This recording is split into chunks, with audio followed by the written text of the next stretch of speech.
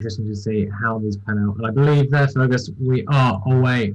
Stronger start there from St Catherine's at the top, but an even stronger start from Mansfield behind them, who are already, I think, closing a gap in behind them.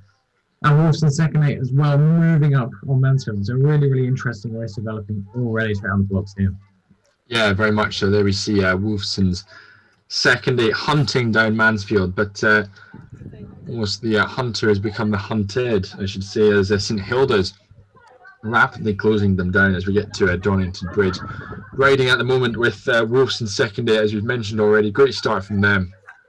Looking long, looking powerful. Chased down by St Hilda's as they head under Donington Bridge. They've got edged out a decent margin over at Linacre, who in turn, I think I would say they're holding Worcester, but Worcester have got to be careful. They're in a difficult position. They're being hunted by St Hugh's, who themselves are being hunted by Teddy Hall. So I think these three crews, I think they're going to have such an impact on each other. And it looks like Teddy Hall at the moment, they're closing in on St Hugh's as they get to Donington. And actually, Ed, I think, yeah, there we see, just conceded before the bridge. Well done, Teddy Hall. Well done, St Hugh's.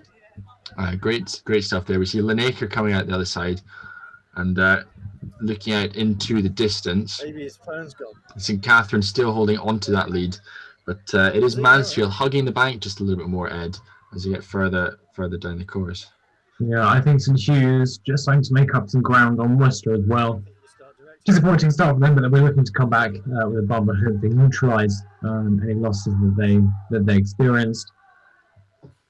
St Peter's, I might have expected to have a slightly quicker start, but clearly today wasn't their day. Unfortunately, our cameras don't quite get the shot down round the corner, but there is definitely some time for them to make up as this week goes on.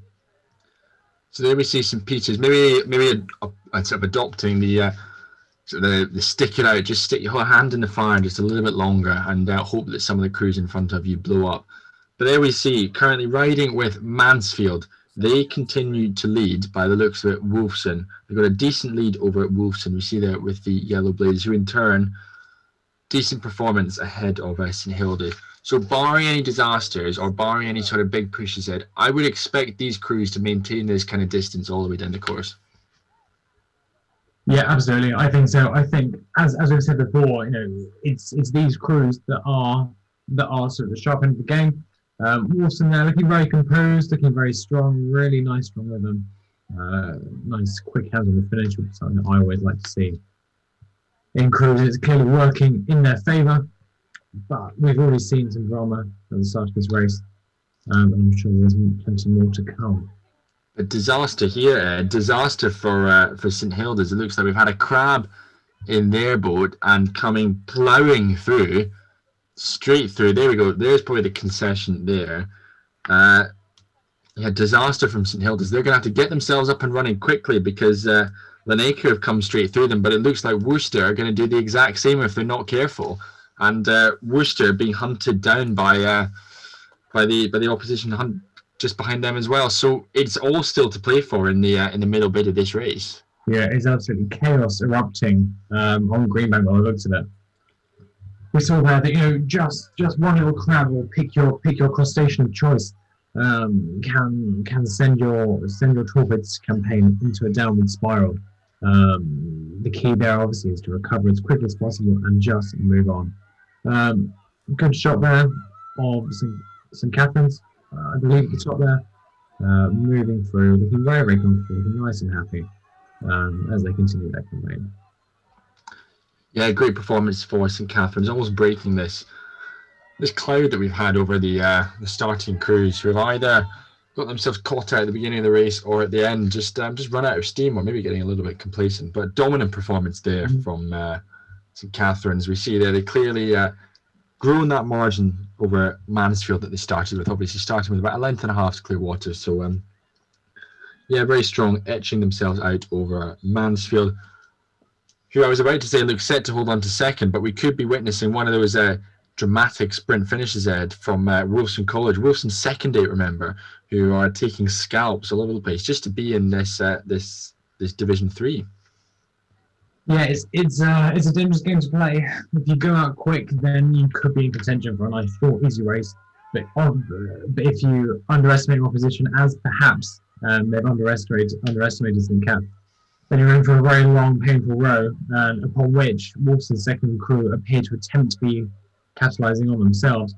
Whether they'll do it, I'm not quite sure. I don't think they've quite got enough room in them, but still, that will definitely put the shivers up Mansfield as they go into the last part of this week. They'll be looking to make sure they don't run out of steam again, because next time they might just not be so lucky. So your three leading crews that set off at the beginning of Division 3 look to be unchanged in the final stages of this Women's Division 3 race. They are St. Catherine's, Mansfield, Wolfson 2. And we will wait to get a better picture as to what on earth has happened further down the track. We saw those crabs, we saw those disaster for St. Hilda's earlier on down the line.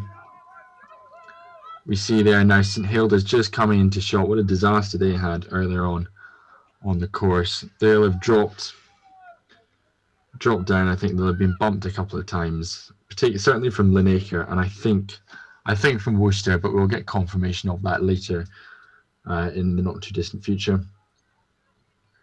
But given that both Linacre and Worcester are nowhere to be seen, I think those are two pretty safe bets to make.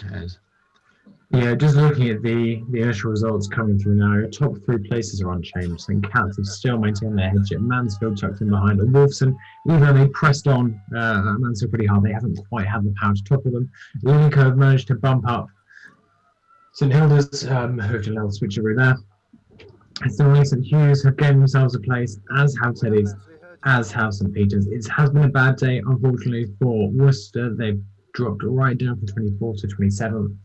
So not a great start to the week, but not unrecoverable, I don't think, as we head on into the latter part of the week. We'll be definitely interested to see how these crews develop and how they build on their results so far as they go forward.